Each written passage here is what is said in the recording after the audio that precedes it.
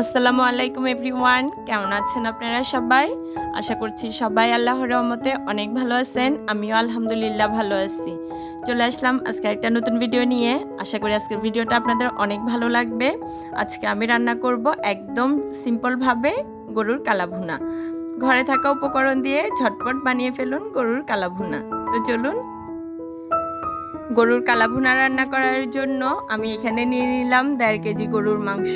আমি এখানে হাড় ছাড়া নিচ্ছি মাংসটা।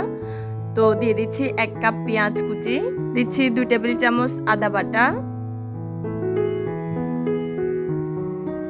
2 টেবিল চামচ রসুন বাটা, দিচ্ছি 7-8টা কাঁচামরিচ, 3টা তেজপাতা,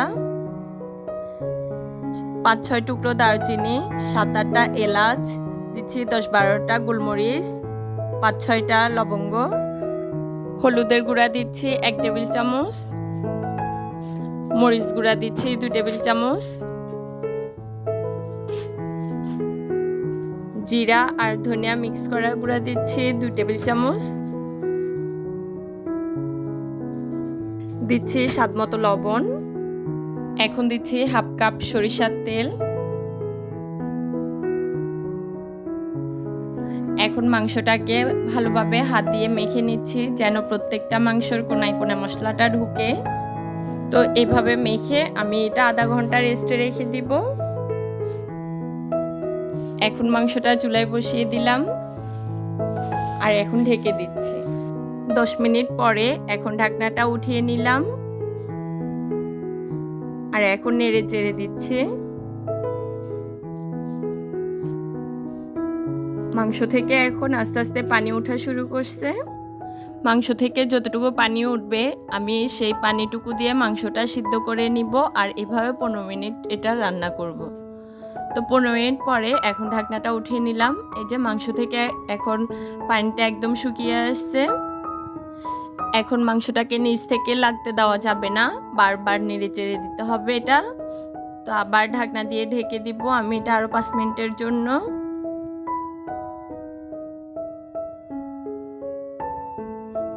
এই তো 5 মিনিট পরে এখন মাংসটার কালারটা আস্তে আস্তে চেঞ্জ হতে শুরু করেছে।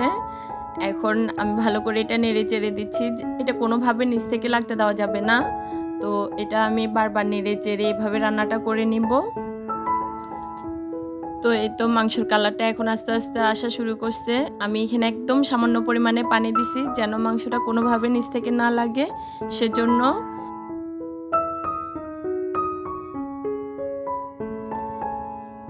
এখন আবার একদম শুকিয়ে আসছে, আবারও সামান্য পানি দিয়ে দিচ্ছি। আবারও এটা এখন নেড়ে চেড়ে দিব।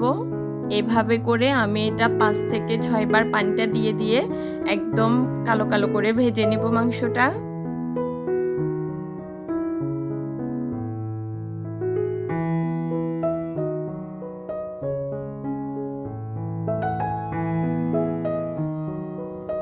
গরুর কালাভুনাটা প্রায় হয়ে এসেছে।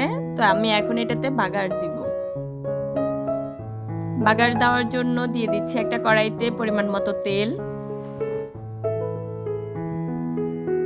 দিচ্ছি 5-6টা শুকনো মরিচ। মরিচটা প্রথমে হালকা একটু ভেজে নিচ্ছি, এরপরে দিয়ে দিচ্ছি পেঁয়াজ কুচি,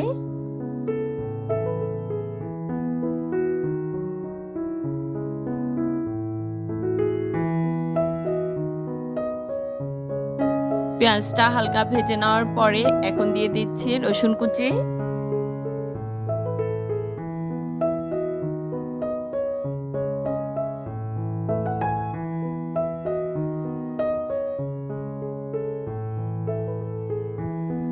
এখন আমি এগুলা ভালো করে ভেজে নিচ্ছি।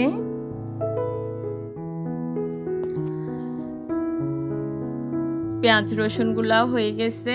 তো আমি এখন এগুলা বাগার দিয়ে দিচ্ছি। রান্না করা মাংসটা আমি এখন বাগারের উপরে দিয়ে দিচ্ছি।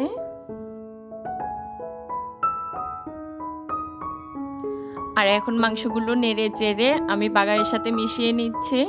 এভাবে মাংসটা আমি আরো 10 মিনিটের মতো ভেজে নিব।